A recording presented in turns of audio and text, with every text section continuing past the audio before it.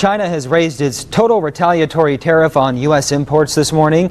The tariff now set at 125%. Meanwhile, the U.S. House narrowly voted to adopt a multi-trillion-dollar budget framework. Joining us with more on that is Republican East Texas Congressman Nathaniel Moran. Good morning.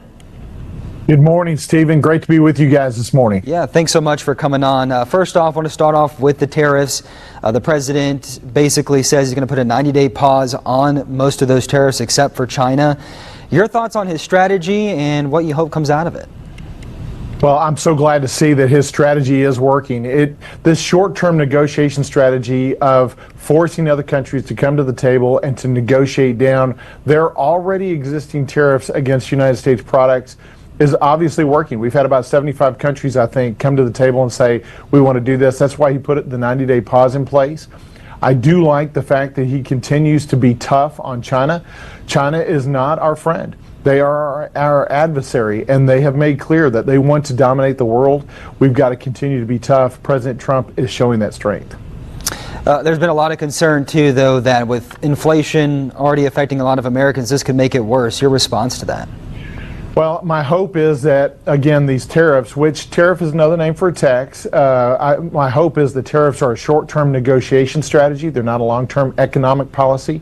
I'm a guy that believes in the Reagan economic theory that keeps freer trade. It's better for consumers. It doesn't end up making the inflation happen the way that long-term tariffs would. So again, my hope is that this short-term negotiation strategy is going to make China come to the table as well. Their economy can't sustain these high tariffs as well as our economy can. Hopefully they'll get reasonable, come to the table, and we can all bring this down to a sustainable level long-term. Are there any specific deals with specific countries that you like to see done? What exactly would that look like? Because a lot of this is just very vague at this point. Yeah, and that's what the 90 days is for, because there's been a lot of countries that have been taking advantage of us for a number of years, our friends and allies, and frankly it hasn't been talked about, and that's what President Trump is doing a good job of doing, is talking about these things. We hope that we can reach deals with our friends across the world. Economic power is soft power, and that economic power leads to diplomatic influence and then leads to military influence. So we want to have close economic ties with our friends and allies around the world. This resetting is going to be a little bit unsettling for a period of some months here. But when we get through it, we're going to find out that the American worker and American businesses are better off for it. Another big story, of course, the House yesterday passed a budget blueprint, something you guys are going to be discussing the next couple of months.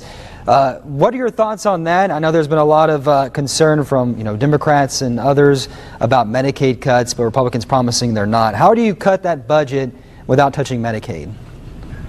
Well, the bigger question is, how do you not cut the budget long term? We're almost in $37 trillion of debt, and we continue to add another $2.5 trillion every year. We've got the Tax Cuts and Jobs Act provisions of 2017 that are expiring at the end of this year. If we do not do anything, American families, working families, every family in America, and businesses will see a tax increase, the largest tax increase in American history next year by about $4.6 trillion. We can't let that happen. We can't just sit by and let that happen, nor can we allow for the debt to continue to rise. So we've got to get spending under control. This budget resolution that we passed yesterday puts us in the Senate on the same page to do exactly that, to make sure that we are keeping it deficit neutral, keeping the Tax Cuts and Jobs Act in place, extending those, making more tax cuts permanent so American families can have back more of the money that they earned. It's about Main Street, it's not about Wall Street, and that's the opinion and the view of the president, and I think he's got the support of Congress. Do you think Medicaid will be immune to those cuts?